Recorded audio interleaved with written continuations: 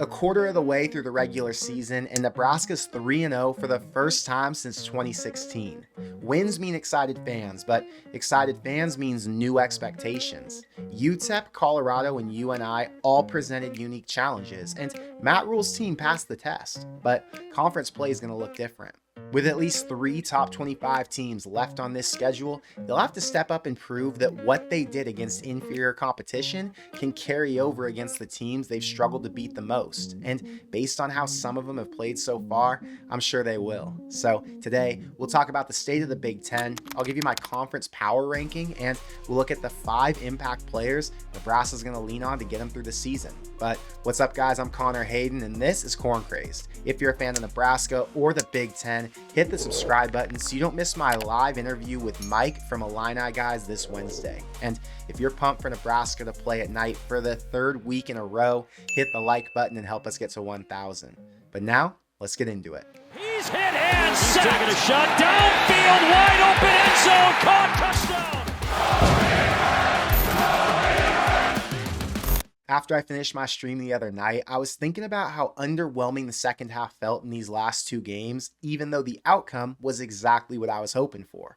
When Rule got hired, I remember saying, I don't care what offense he runs. I don't care who calls the D or what wins look like. They could all be 1-point games. The team just needed to win.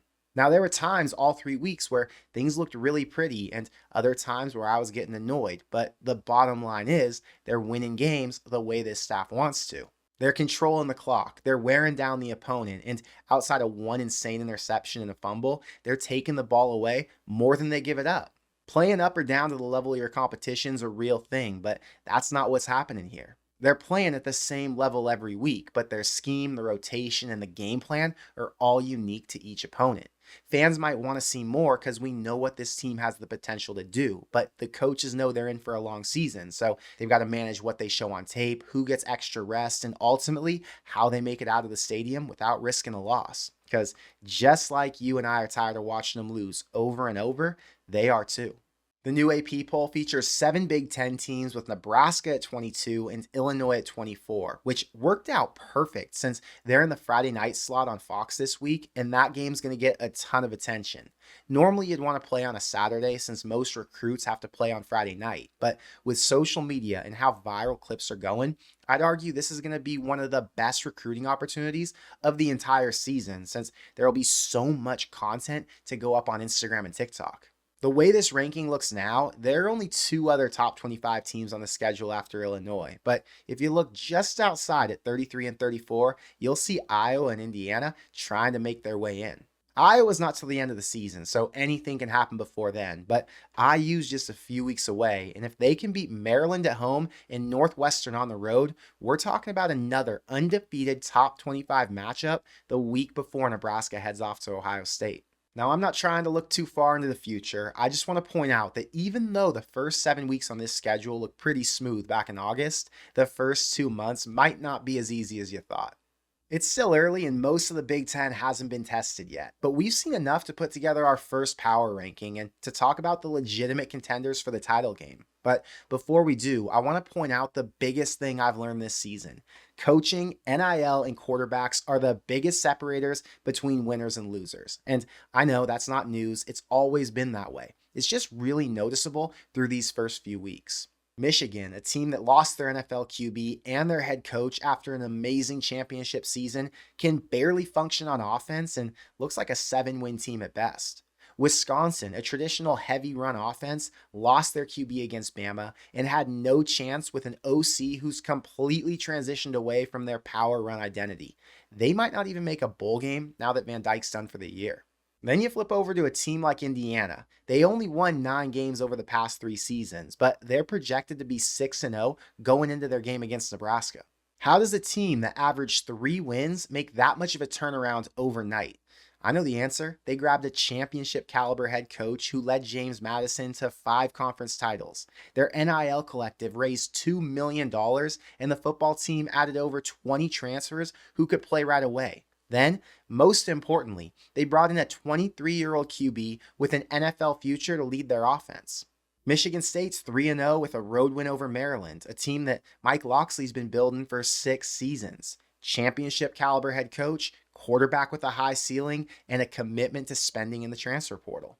The formula is there, it's just hard to pull it off. Matt Rule's doing it now, and he's looking like one of the best head coaches in the conference with Dan Lanning, James Franklin, Lincoln Riley, and Ryan Day. Settle for somebody who doesn't want to adjust to the new landscape in the Big Ten, and you might get eaten alive. I put together my first power ranking of the season, and I think we can label some of these groups together.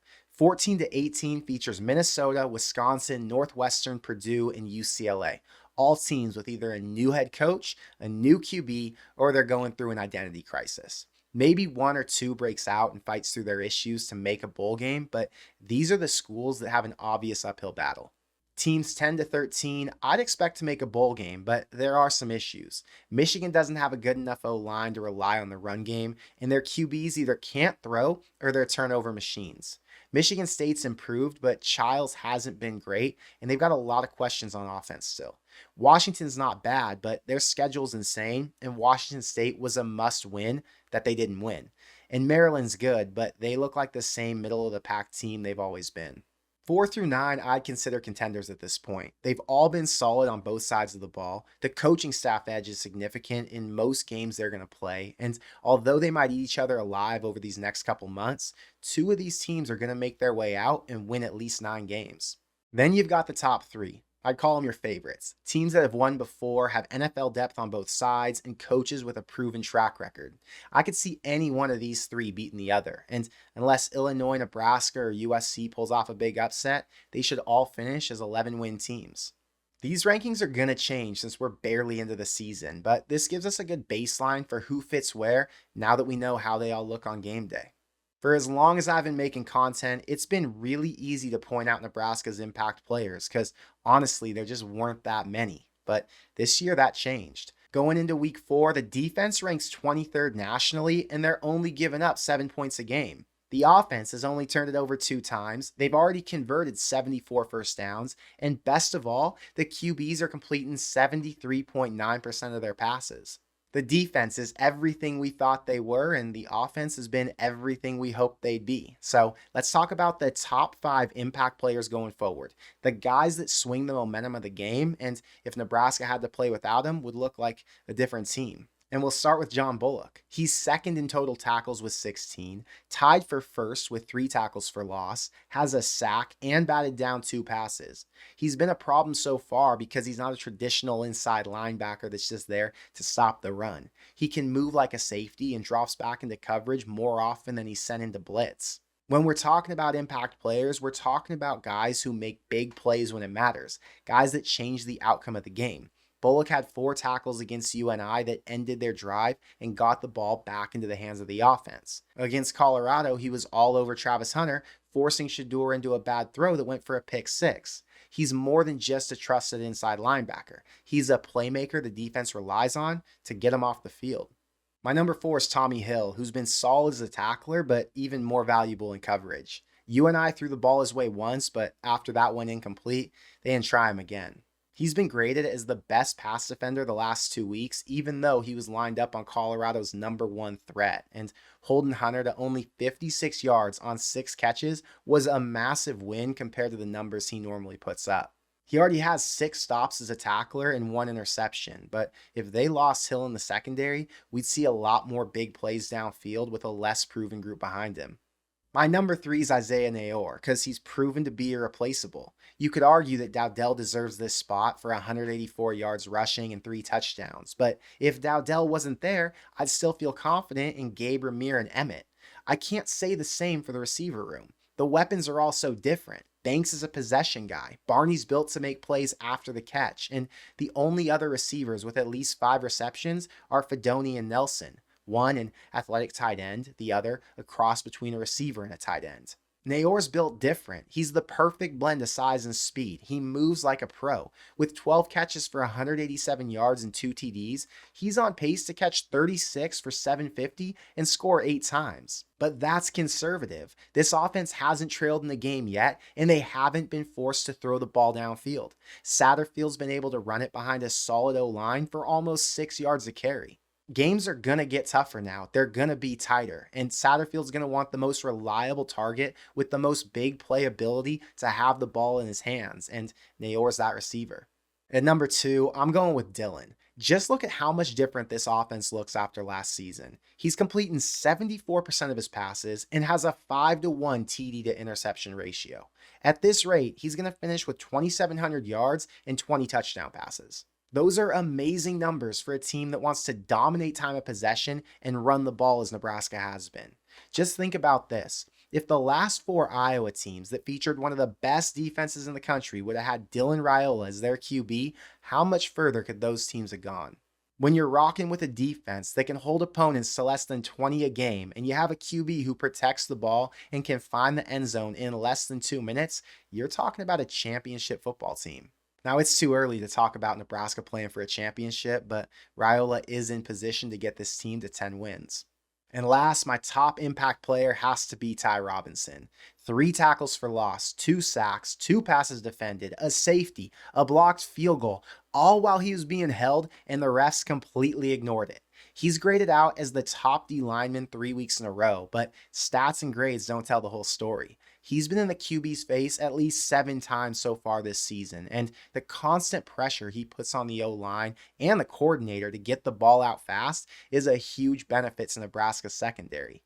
The attention Ty requires frees up blitzing linebackers and edge rushers, making them look even better because of his impact. I saw a stat showing that Nebraska's ranked 5th nationally with an 87% stop rate ahead of Ole Miss, Bama, and Mizzou. And getting stops on 3rd and short starts with the front dominating at the line of scrimmage. The best defenses in the country have multiple big-name draft picks, and based on how he's playing so far, Ty Robinson might be the first guy taken from this team after Tommy Hill. The beauty of playing such weak competition these first 3 weeks is that we still have so much to learn. Will the offense continue dominating up front and just keep the ball on the ground, or is Nebraska going to find themselves in some shootouts? We wouldn't have said it before the season, but Ja'Cory Barney might finish as one of the top weapons on the entire offense from a stats perspective. And if that's the case, who else steps into an impact player role? I've got more questions than answers, but with the first Big Ten game of the season just 4 days away, we're going to learn more soon. All the game preview up Tuesday, then back-to-back live streams on Wednesday, Thursday, and Friday. But I want to know what you think, so let me know in the comments below. Have you been surprised by Nebraska's turnaround so far, or was this your expectation? Is the Big Ten shaking out how you thought it would, or were there some surprises you couldn't predict? And who's your top impact player that I left off this list? Rahmir Johnson's another name that comes to mind since he's been such a weapon in the pass and run game. So hopefully he'll start getting the credit he's deserved. But that's all I've got for today. So until next time, thank you for being here, and I will see you in the next one. Go Big Red.